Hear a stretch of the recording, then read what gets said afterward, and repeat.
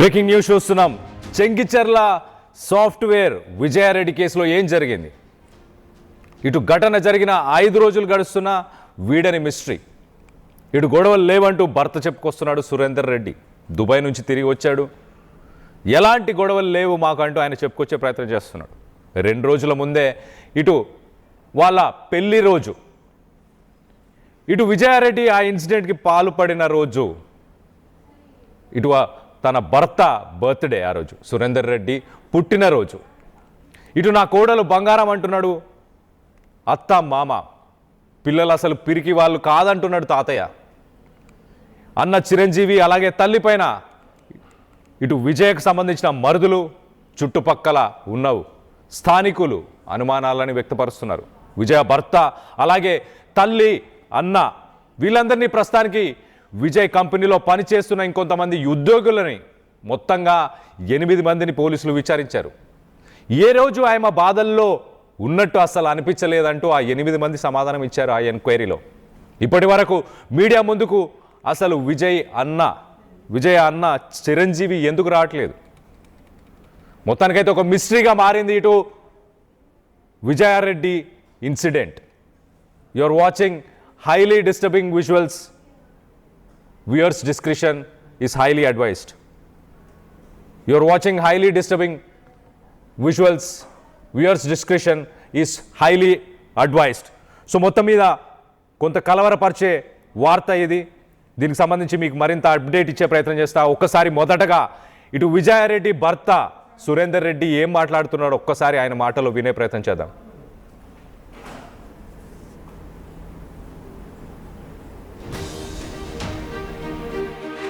Sir last ఎప్పుడు మాట్లాడారు sir మీరు మీ భార్యతో? 29 మాట్లాడారు. 29. అప్పుడేమన్నా చెప్పారా సార్ మీరు? ఏం చెప్పాలి? మీ మధ్య ఏమన్నా చిన్న విభేదాలు కానీ? ఏది లేదండి. ఆమె స్ట్రాంగ్, చాలా స్ట్రాంగ్, కేరింగ్ ఎక్కువ ఉంటుంది. పిల్లలు ఎప్పుడు మాట్లాడారు సార్? ఇప్పుడు 27 పాప మాట్లాడింది, ఎగ్జామ్ రాయడానికి వచ్చింది. 27 మాట్లాడి 28 హాస్టల్కి వెళ్ళిపోయింది. అంటే మిమ్మల్ని ఇబ్బంది పెట్టడానికి కాదు సార్, ఎందుకంటే తను ఒక సాఫ్ట్వేర్ ఎంప్లాయ్, చాలా స్ట్రాంగ్ పర్సన్ అని వాళ్ళ బ్రదరు చెప్పారు, మొన్న వాళ్ళ మదర్ చెప్పారు, ఇటువైపు మీ తమ్ముడు చెప్పారు, అందరూ కూడా చాలా స్ట్రాంగ్ పర్సన్ తను అని చెప్పారు. అంత స్ట్రాంగ్ పర్సన్ ఇలాంటి డెసిషన్ తీసుకున్నారు, మీకు ఏం చెప్పలేదంటున్నారు. అంటే ఉద్యోగరీత్యా ఆఫీస్లో ఏమైనా ఇబ్బందులు ఉన్నాయని కానీ మీతో ఎప్పుడైనా షేర్ చేసుకున్నారు? లేదండి, అలా ఏం లేదు. ఏం లేదు. పిల్లలతో ఎప్పుడు మాట్లాడారు సార్? 27 మాట్లాడాను పాపతోటి. Okay sir. సంక్రాంతికి తర్వాత హాలిడేస్లో అబ్బాయితో మాట్లాడాను. హాస్టల్ ఉంటే ఫోన్ ఉండదు కదా, అందుకే వాళ్ళతోటి ఇంటికి వచ్చినప్పుడు మాత్రమే మాట్లాడతాను. ఓకే. ఎప్పుడు కూడా ఎలాంటి ప్రాబ్లం ఏం లేదు, ఫ్యామిలీ సైడ్ అంతా హ్యాపీ. పోలీసులు ఏమైనా ఇప్పటి వరకు మీకు ఏమైనా సమాచారం ఇచ్చారా సార్? ఎందుకంటే ల్యాప్టాప్లు కానీ ఫోన్ కానీ వాళ్ళు వాళ్ళ హ్యాండ్ ఓవర్ చేసుకోవడం కూడా జరిగింది, ఒక లెటర్ను కూడా ఏమైనా చెప్పారు సార్? వచ్చారు, ఎంక్వైరీ చేసి వెళ్ళారు. వాళ్ళ సైడ్ గట్రా వాళ్ళు ట్రై చేస్తున్నారు. ఎందుకు అట్లా నిర్ణయం తీసుకున్నారు అనేది నాకు తెలియదమ్మా. రైట్. ఇటు తన భర్త సురేందర్ రెడ్డి కొన్ని పాయింట్స్ చెప్తున్నారు. ఆ పాయింట్స్ని మీకు వివరించే ప్రయత్నం చేస్తా. 29న లాస్ట్ తన భార్యతో మాట్లాడాడు. 31న ఈ ఇన్సిడెంట్ జరిగింది. 29న భార్యతో మాట్లాడాడు. 27న తన కూతురుతో మాట్లాడాడు. తన కూతురు ఇంటికి వచ్చింది ఒక ఎగ్జామ్ రాయడానికంట. సో ఇంటికి వచ్చినప్పుడు ఇటు తన భార్య అలాగే కూతురు ఇద్దరితోని 27న భార్య కూతురు ఇద్దరితో మాట్లాడాడు. 28న హాస్టల్కి ఇటు విజయారెడ్డి తన కూతురిని హాస్టల్కి తీసుకెళ్లి దింపింది. 28న ఈ ఇన్సిడెంట్ 31న అయింది. అంటే 28న కూడా తనకి ఎలాంటి ఆలోచన లేదు. ఒకవేళ అలాంటి ఆలోచనలు ఉండుంటే తన పాపని హాస్టల్కి పంపించేది కాదు. సో 28న కూతురుతోని ఇటు సురేందర్ రెడ్డి మాట్లాడాడు. 28న హాస్టల్కి పంపించారు. 27న కూతురుతో ఫోన్లో మాట్లాడాడు. ఇటు సంక్రాంతి సమయంలో తన కొడుకు విశాల్తోని తండ్రి సురేందర్, విజయారెడ్డి భర్త ఇటు కొడుకుతోని సంక్రాంతి పండుగ సమయంలో మాట్లాడాడు. సో మొత్తం మీద 27కి అలాంటి ఆలోచన లేదు, 28కి అలాంటి ఆలోచన లేదు, 29కి భర్త సురేందర్ మాట్లాడాడు, ఆ రోజు కూడా అలాంటి ఆలోచన లేదు. 31కి మాత్రం ఈ ఇన్సిడెంట్ జరిగింది. ఇప్పటిదాకా రైల్వే పోలీసులు 8 మందిని ఇన్వెస్టిగేట్ చేసి మాట్లాడారు. ఆ 8 మంది ఏం చెప్పారు, దీనికి సంబంధించి మరింత అప్డేట్ తీసుకునే ప్రయత్నం చేద్దాం. మా ప్రతినిధి నిర్మల ఉన్నారు, నిర్మలతో మాట్లాడి తెలుసుకునే ప్రయత్నం చేద్దాం. నిర్మల, చెప్పండి, ఇటు చాలా ఇంట్రెస్టింగ్ ఫ్యాక్ట్స్ ఇటు సురేందర్ మాట్లాడారు, చాలా ఇంట్రెస్టింగ్ విషయాలు. అంటే ఒక రకంగా ఇవి చాలా ఇంపార్టెంట్ అని కూడా చెప్పొచ్చు. ఎందుకు అనంటే 27న పాప ఒక ఎగ్జామ్ రాయడానికి ఇంటికి వచ్చింది, 28న ఇటు విజయారెడ్డి దగ్గర నుండి హాస్టల్కి తీసుకెళ్లి దింపింది. 27, 28 ఆలోచన లేదు. ఇటు పోలీస్ ఇంట్రాగేషన్లో ఇప్పటిదాకా ఎలాంటి విషయాలు బయటకు వచ్చాయి, 27, 28 మాత్రం అసలు తనకు ఆలోచన లేనట్టు తెలుస్తుంది. జనరల్గా ఇలాంటి ఒక డెసిషన్, ఎక్స్ట్రీమ్ డెసిషన్ తీసుకోవాలి అని అంటే ఎవరైనా కూడా దాని గురించి కొంత ఆలోచిస్తారు. ఒక వారం, నెల ఇలాంటి ఎక్స్ట్రీమ్ డెసిషన్ తీసుకోవడానికి ఎంతో కొంత దాని గురించి ఆలోచన ఉంటుంది. కానీ విజయారెడ్డి ఇన్సిడెంట్లో ఏంటి లేటెస్ట్ అప్డేట్ ఏంటి, ఇటు సురేందర్ రెడ్డి చెప్పిన మాటల్ని ఎలా చూడాలి? మీరు చెప్పిన విధంగానే మాత్రము మరి నిన్న కూడా చెంగిచెర్లకు వెళ్ళి ఎంక్వైరీ చేయడం కూడా జరిగింది.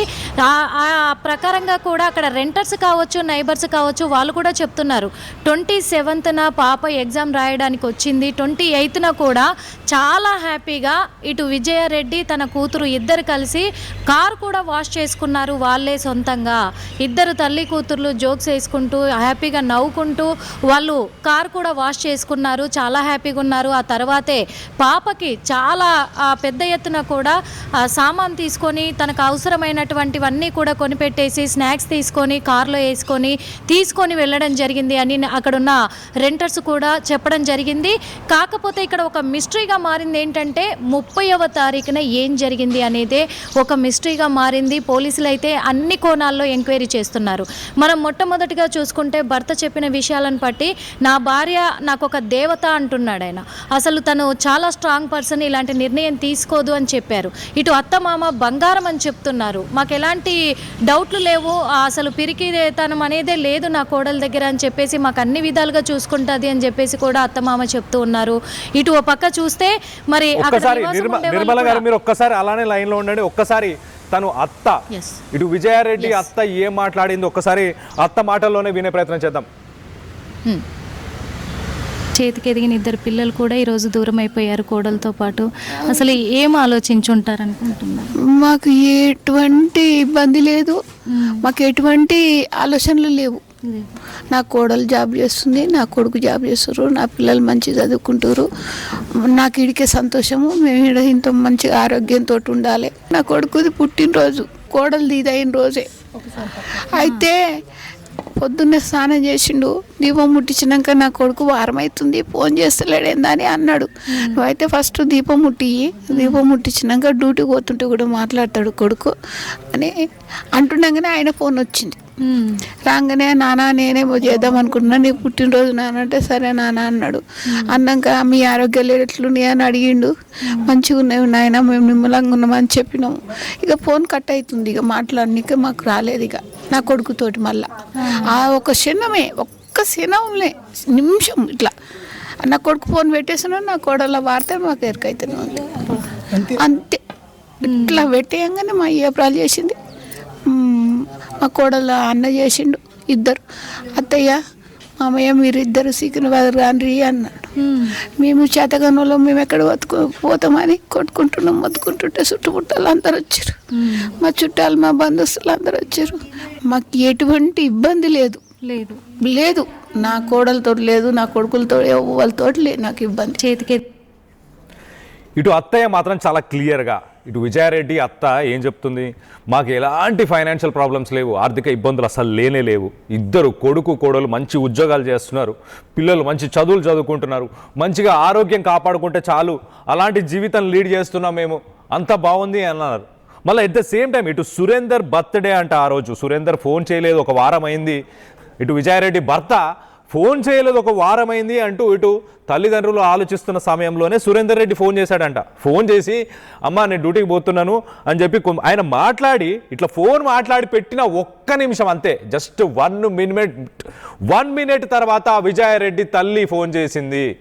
ఫోన్ చేసి మీ కోడలు ఇంకా లేదు, మీరు సికింద్రాబాద్కి రండి అంటూ ఇటు అత్త మామని ఇయ్యపురాలు ఇటు విజయారెడ్డి తల్లిదండ్రులే విజయారెడ్డి తల్లే ఫోన్ చేసి మరి నా కూతురు లేదు ఇంకా, మీ కోడలు లేదు ఇంకా, మీరు రండి అంటూ ఇటు మొత్తానికైతే ఇటు అత్త కూడా చెప్పుకొస్తుంది. అత్త చెప్పిన వర్షన్ అయితే చాలా క్లియర్గా ఇటు కొడుకుతో మాట్లాడిన నెక్స్ట్ మినిట్ అంటే ఇన్సిడెంట్ అయిన సమయంలో విజయారెడ్డి ఇటు భర్తకు ఫోన్ చేయలేదు, ఇటు ఎవరికి ఇంటిమేషన్ చేయలేదు. కానీ లాస్ట్ ఫోన్ కాల్ అయితే ఇటు అన్న చిరంజీవికే లాస్ట్ ఫోన్ కాల్ వెళ్ళినట్టు ప్రస్తుతానికి ప్రిలిమినరీ ఇన్వెస్టిగేషన్లో ఇటు అన్న పేరే బయటకు వస్తుంది, చిరంజీవి పేరే బయటకు వస్తుంది. సో మొత్తం మీద ఒక్కసారి దీనికి సంబంధించి ఇటు మా ప్రతినిధి నిర్మల లైన్లోనే ఉన్నారు, నిర్మలతో మాట్లాడదాం.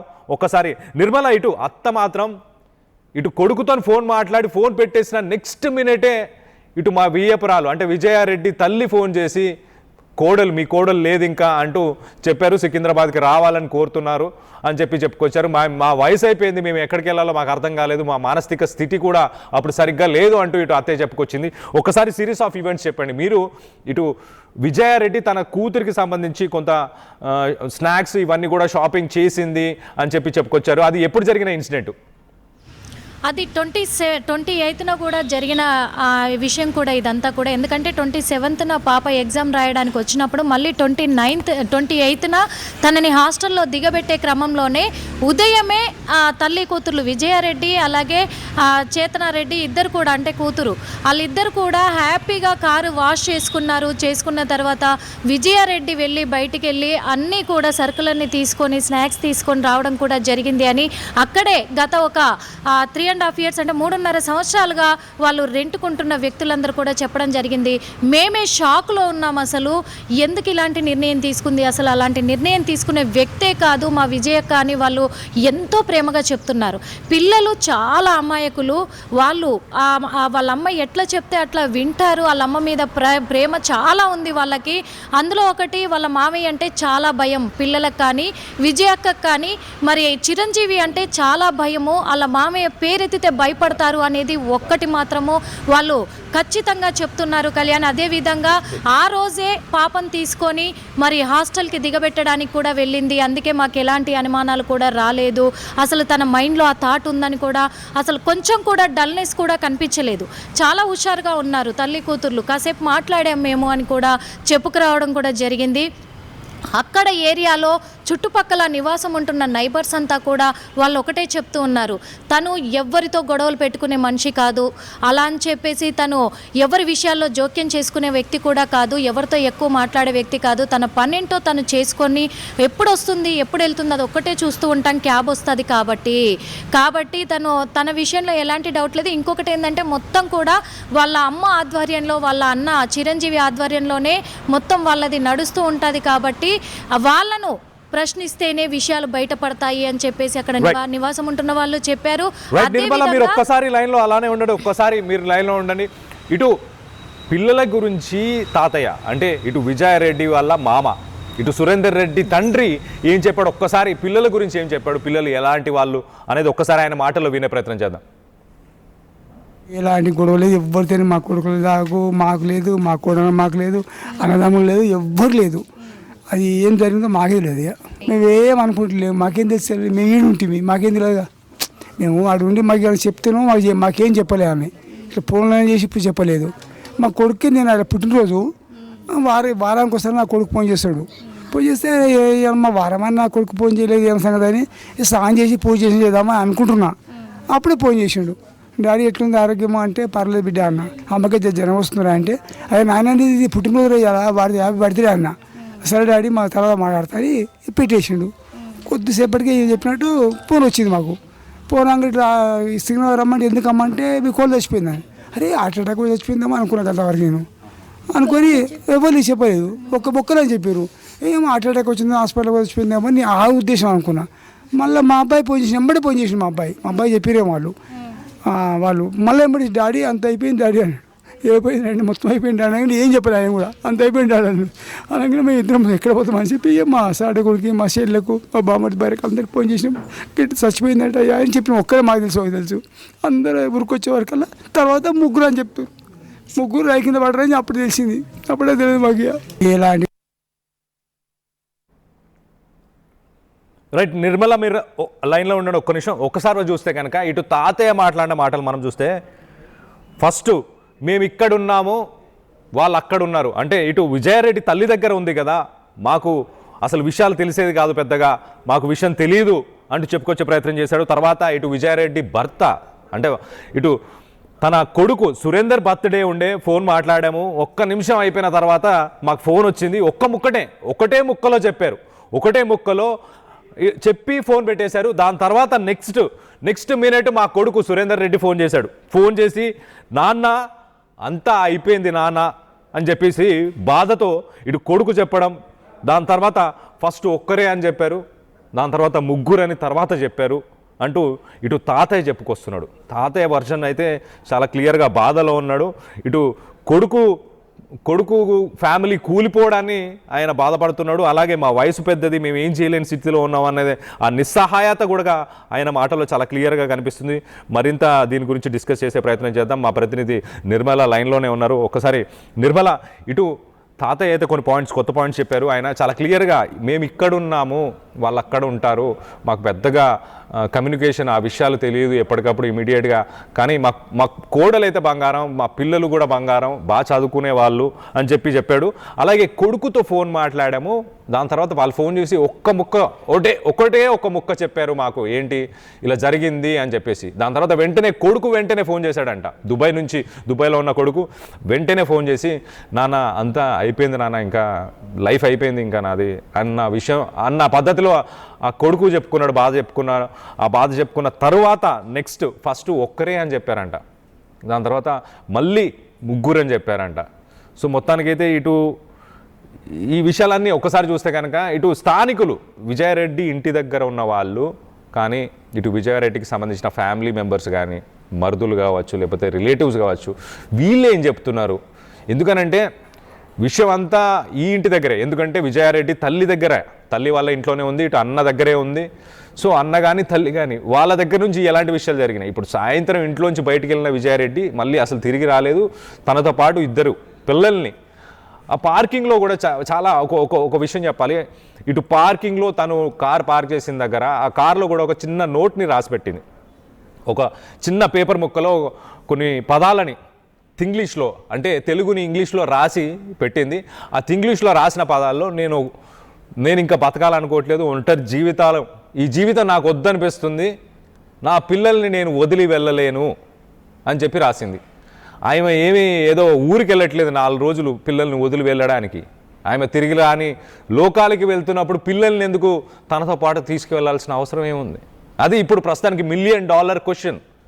అందరికీ అర్థం కాని విషయం ఏంటంటే, ఆమెకి ఏమన్నా ఒడిదొడుకులో ప్రాబ్లమ్స్ ఏమన్నా ఉంటే ఇటు ఫ్యామిలీతో ఎవరితోని డిస్కస్ చేయలేదు. ఎట్ ద సేమ్ టైం చేయకపోయినా పర్లేదు, తను ఒక డెసిషన్ తీసుకున్నా, అలాంటి ఒక ఎక్స్ట్రీమ్ స్టెప్, ఫస్ట్ థింగ్ అది తప్పు, అలాంటి ఎక్స్ట్రీమ్ స్టెప్ తీసుకున్నా కూడా ఒకవేళ ఆమె ఏదో ఊరికి వెళ్తున్నా అన్నట్టు పిల్లల్ని వెంట తీసుకెళ్ళింది. అది చాలా క్వశ్చన్ చేస్తుంది సమాజాన్ని. ఒక ఫ్యామిలీ అనే ఒక సిస్టమ్ని ఎలా కూలగొట్టింది ఎందుకు ఇలా కూలిపోయింది అన్న క్వశ్చన్ రేజ్ అవుతుంది ప్రజల్లో. అసలు నిర్మల, ఇటు స్థానికులు ఏమంటున్నారు, తన ఫ్యామిలీ మెంబర్స్ కానీ, చుట్టుపక్కల ఉన్న వాళ్ళు, రెంట్కి ఉన్న వాళ్ళు, ఆ విజయారెడ్డి ఇంటి దగ్గర ఉండే వాళ్ళు ఏమన్నారు అసలు? ఎస్ కళ్యాణ్, నిన్న మాత్రం మరి ఈ కేసుకి సంబంధించి కూడా చాలా కోణాల్లో కూడా మనము విచారించడం కూడా జరిగింది. ఎందుకంటే అక్కడ వాళ్ళ ఇంటికి వెళ్ళాము, చెంగిచెర్లకి, అక్కడ నివాసం ఉంటున్న వాళ్ళని ఎంక్వైరీ చేశాము. అదేవిధంగా ఇంతకుముందు చేతన 10th క్లాస్ చదివిన వాళ్ళ ఫ్రెండ్స్తో కూడా మాట్లాడే ప్రయత్నం చేశాము. ఎందుకంటే వాళ్ళు 10th అందరు కలిసి ఉన్నారు కాబట్టి, ఫ్రెండ్స్ కాబట్టి వాళ్ళకు తెలుస్తుంది అని చెప్పేసి వాళ్ళతో కూడా మాట్లాడే ప్రయత్నం కూడా చేశాము. కాబట్టి వీళ్ళందరూ కూడా చెప్పింది ఒకటే మాట, ఇప్పుడు $1 ఆఫ్ పీపుల్స్కి ఉన్న డౌటే ఇక్కడ క్రియేట్ అవుతుంది అని చెప్పుకోవచ్చు. ఎందుకంటే మనము మన ఇంటర్వ్యూ ద్వారా కూడా వాళ్ళ తాతయ్యతో మాట్లాడించిన తర్వాత మళ్ళీ చాలాసేపు మాట్లాడించే ప్రయత్నంలో కొన్ని విషయాలు ఆయన చెప్పడం కూడా జరిగింది. ఎందుకంటే మనవడు తన ఇంజనీరింగ్ అవ్వాలనుకున్నాడు, మనమరాలు మాత్రము IIT చదవాలనుకున్నారు, నా మనవడు అంటే నాకు చాలా ఇష్టము అని చెప్పేసి కూడా, అయినప్పటికీ కూడా మేము ఇక్కడ ఉన్నాము దూరంగా అని అతను చెప్పడం జరిగింది. ఇక్కడ ఫ్రెండ్స్ కూడా ఏం చెప్పారు అని అంటే కూడా, చేతనారెడ్డి చాలాసార్లు కూడా మాతో షేర్ చేసుకుంది, మా మామయ్య మమ్మల్ని కొడతాడు అని చెప్పేసి భయపడుతుంది వాళ్ళ మామయ్యకి. ఇంకొకటి ఏంటంటే చేతనారెడ్డి ఇప్పుడు ఇంటర్ చదువుతున్నప్పటికీ కూడా తన ఐడి కార్డు పైన తన పేరే ఉంటుంది, గార్డియన్గా వాళ్ళ మామయ్య పేరే ఉంటుంది. ఎక్కడ కూడా ఫాదర్ మదర్ పేరు ఎక్కడా లేదు. ఇంకొకటి మనము అక్కడ కాలేజీకి కూడా వెళ్ళి ఆఫ్ ది రికార్డ్లో కూడా అక్కడ టీచర్స్ని కూడా అక్కడ ఉన్న యాజమాన్యాన్ని కూడా ఎంక్వైరీ చేస్తే కూడా అక్కడ చూస్తే కూడా గార్డియన్దే పేరు అతనిదే ఉంది తప్ప ఇక్కడ మదర్ది కానీ ఫాదర్ది కానీ ఎక్కడ మెన్షన్ చేయలేదు. అంటే దాని ఉద్దేశం ఏమై ఉంటుంది అనే కోణంలో కూడా అనుమానాలు అయితే వ్యక్తం అవుతూ ఉన్నాయి. ఓ పక్క చూస్తే ఇక్కడ నైబర్స్ మాత్రము ఒకటే చెప్తున్నారు, లేదు వాళ్ళ వల్ల అంటే తన భర్త వల్ల కూడా ఎలాంటి పొరపాటు లేదు అని చెప్పేసి చెప్తున్నారు. ఎందుకంటే తను ఎప్పుడో సంవత్సరానికి 2 సార్లు వస్తూ ఉంటారు, 10 days ఇక్కడ ఉంటాడు, తను అందరితో మంచిగా ఉండేసి వెళ్తాడు అని చెప్పేసి కూడా చెప్తూ ఉన్నారు. ఇంకా అక్కడ రెంట్కుంటున్న వాళ్ళు మాత్రం కొన్ని విషయాలు చెప్పడం జరిగింది. అక్కడ విజయారెడ్డి 2 స్కూటీలు కొన్నారు, ఒకటి పాతది కొన్నారు, అప్పుడు వాళ్ళ అమ్మ పేరు మీద కొన్నారు. ఇంకొకటి కొత్తగా ఇప్పుడు 2 నెలల క్రితమే ఇంకొక స్కూటీ కొన్నారు, అది వాళ్ళ వదిన పేరు మీద రిజిస్ట్రేషన్ చేయించారు. అంటే 2 బండ్లు కూడా వాళ్ళ అమ్మ పేరు మీద వాళ్ళ వదిన పేరు మీదే ఉన్నాయి. ఇంకో విషయము, ఇప్పుడు వాళ్ళు నారపల్లిలో విజయారెడ్డి కడుతున్న ఇంటిపైన కూడా కొన్ని ఇప్పుడు అనుమానాలు వ్యక్తమవుతున్నాయి. ఎందుకంటే అక్కడ కడుతున్నది విజయారెడ్డి ఇల్లు అని అక్కడ ఉన్న నైబర్స్కి కానీ రెంటర్స్కి కానీ అందరికీ తెలిసిన విషయం అని చెప్తున్నారు వాళ్ళు. అలాంటిది ఇప్పుడు మీడియా ద్వారా నారపల్లిలో నా కొడుకు ఇల్లు కడుతున్నాడు, అది కూడా నా కూతురు పేరు మీదే రిజిస్టర్ చేయించాము మేము ప్రేమతోటి, మాకు కలిసి వస్తుందని అని తల్లి అబద్ధాలు ఆడుతుంది మీడియా ముఖంగా. అది చూసి మేము షాక్ అవుతున్నాము అంటున్నారు వాళ్ళంతా. ఇంకో విషయము, వాళ్ళ అన్న కూడా అదే చెప్తున్నారు అంటున్నారు కదా, అస్సలు అక్కడ తనది కానే కాదు, వాళ్ళ అన్నకు సంబంధమే లేదు అక్కడ ప్రాపర్టీకి. ఎందుకంటే వీళ్ళు ఖచ్చితంగా మాకు ఎన్నోసార్లు విజయారెడ్డిని అడిగి తనే మాతో డిస్కషన్ చేశారు, నారపల్లిలో ఇల్లు కడుతున్నాము, ఇక్కడ నుంచి షిఫ్ట్ అయిపోతాను నేను, ఇక్కడ మొత్తం రెంట్కి ఇచ్చేస్తాను అని అంటే, వద్దు మీరు ఇక్కడే ఉండాలి అని చెప్పేసి మేము అడిగిన క్షణాలు కూడా ఉన్నాయి. మరి అలాంటిది ఇప్పుడు అది వాళ్ళదని ఎలా చెప్తున్నారో మాకు అనుమానాలు ఉన్నాయి మరి వీటిపైన అని చెప్పేసి వాళ్ళు చెప్తున్నారు. ఇటు పోలీసులు ఎంక్వైరీ చేసిన ప్రకారంగా కూడా ఇప్పుడు ఈరోజు ఉదయం తెలిసిన బ్రేకింగ్ ఏంటంటే, నిన్న సాయంత్రము బీబీ నగర్ నిన్న సాయంత్రం వరకు కూడా అటు విజయారెడ్డి అన్న చిరంజీవి వాళ్ళ తల్లి బీబీ నగర్లోనే ఉన్నారు.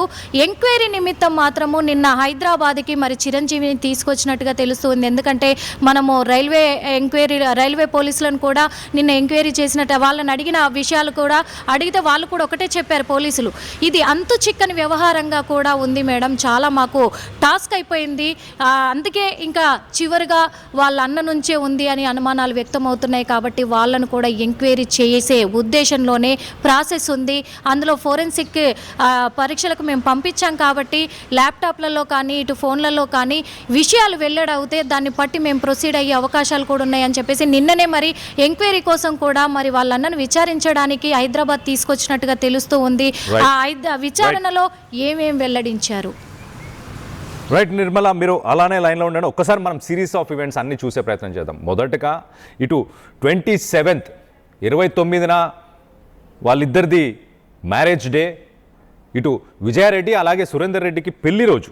ఆ పెళ్లి రోజు తర్వాత 27 మనం ఒకసారి చూస్తే కనుక 27 సురేందర్ రెడ్డి తన పాప చేతనతోని మాట్లాడాడు.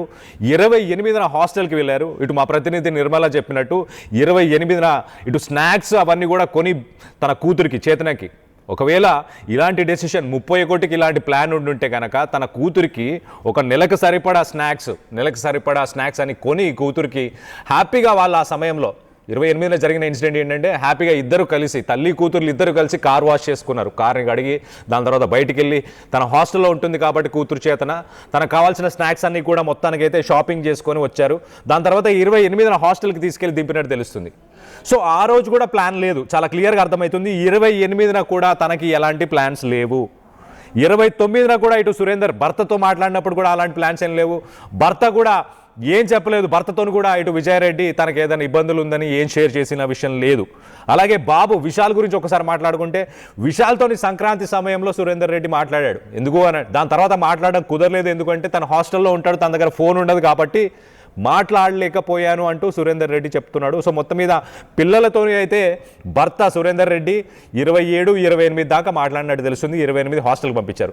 సో చాలా క్లియర్గా ఎలాంటి మోటివ్ లేదు. 28 దాకా ఎలాంటి మోటివ్ లేదు. 29-30 ఏం జరిగి ఉంటుంది? ఈ 2 రోజుల్లో ఏ మార్పులు చేర్పులు జరిగాయి? కానీ ఇప్పటిదాకా పోలీసులు 8 మందిని ఇన్వెస్టిగేషన్ చేశారు. ఆ 8 మంది కూడా అసలు విజయారెడ్డి ముందు ఒక్కరోజు ముందు కూడా అసలు తను బాధల్లో ఉంది, ఏదైనా టెన్షన్లో ఉంది, స్ట్రెస్లో ఉంది అన్నట్టు మాకు ఏమాత్రం అనిపించలేదు అంటూ చెప్పుకొస్తున్నారు. ఇటు భర్త చెప్పే వాదన ఏంటంటే, ఒక స్ట్రాంగ్ ఉమెన్ నా భార్య విజయారెడ్డి ఒక చాలా స్ట్రాంగ్ పర్సను. ఎంత స్ట్రాంగ్ అంటే అసలు నాకు దేవత లాంటిది తను అంటూ ఇటు సురేందర్ రెడ్డి చెప్తున్నాడు. అసలు సురేందర్ రెడ్డి చెప్పే వర్షన్ ప్రకారం అంత స్ట్రాంగ్ కాబట్టి తను డిప్రెషన్లో ఉన్నా, తను బాధల్లో ఉన్నా, తను టెన్షన్లో ఉన్నా ఎదుటి వాళ్ళకి తెలియకుండా మెయింటైన్ చేయగలిగిందా? 29-30 ఈ 2 రోజుల్లోనే తన లైఫ్ మారిపోయింది. ఆ 2 రోజుల్లో ఏం జరిగి ఉంటుంది? ఎందుకంటే మన విజువల్స్లో ఇటు రైల్వే స్టేషన్కి సంబంధించిన విజువల్స్లో చూసినా కూడా ఒక్కసారి చాలా క్యాజువల్గా వాక్ చేస్తున్నారు. వాళ్ళేమి మేము ఏదో చేయబోతున్నాం, ఏదో జరగబోతుంది లైఫ్లో అని అన్న అసలు కనిపించట్లేదు. ఆ బాడీ లాంగ్వేజ్లో ఎక్కడ కనిపించట్లేదు. చాలా క్యాజువల్గా ఎవరైనా ఊరికి వెళ్ళేటప్పుడు లేకపోతే ఇంకో చోటుకి వెళ్ళేటప్పుడు ఎలా వెళ్తారో అంత క్యాజువల్గా వెళ్తున్నారు.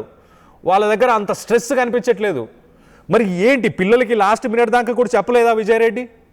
సో దీని మీద మొత్తానికైతే చాలా అనుమానాలు ఉన్నాయి. పోలీసులు కూడా అదే యాంగిల్లో మొత్తానికైతే ఆ అనుమానాలన్నింటినీ మరి బద్దలు కొట్టబోతున్నారా? ఇప్పటికైతే 5 రోజులైంది. ఇప్పటికీ ఈ విషయం జరిగి 5 రోజులు అవుతున్నా కూడా ఈ కేసులో ఇంకా ప్రోగ్రెస్ లేదు. పోలీస్ కేసు కూడా సస్పీషియస్ ఇన్సిడెంట్ అన్న విధంగానే కేసు నమోదు చేసినట్టు తెలుస్తుంది. ఎలాంటి క్లారిటీ లేదు.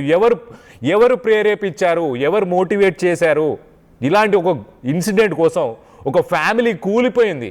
సొసైటీలో ఒక ఫ్యామిలీ అనే ఒక బిలీఫ్ ఏదైతే ఉందో, ఒక నమ్మకం ఏదైతే ప్రజలకు ఉంటుందో, ఆ నమ్మకాన్ని కూలిపోయేలాగా చేసిన ఇన్సిడెంట్ ఒక్కసారి షేక్ అయిపోయింది. స్టేట్ మొత్తం 2 తెలుగు రాష్ట్రాలు షేక్ అయిపోయినాయి ఈ ఇన్సిడెంట్ వల్ల.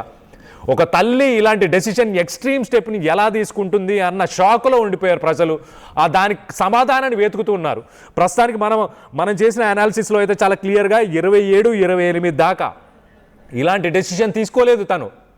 29-30 ఈ 2 రోజుల్లోనే ఏదో జరిగింది. ఈ 2 రోజుల్లో ఏం జరిగింది? మరి ఇన్వెస్టిగేషన్లో మరింత ఇన్ఫర్మేషన్ ఎప్పుడు రాబోతుంది? దీనికి సంబంధించి మీరేమనుకుంటున్నారు? మీ అభిప్రాయాలను కింద కామెంట్ రూపంలో తెలియపరచండి. చరిత్ర సృష్టించినోడు ఇప్పుడు ఆ చరిత్రని తిరగరాయబోతున్నాడు. అబద్ధాల గోడల్ని బద్దలు కొట్టి నిజాలను రాగా మీ ముందుంచబోతున్నాడు. నిజమైన వార్తల కోసం వెంటనే డౌన్లోడ్ చేసుకోండి రా యాప్ని.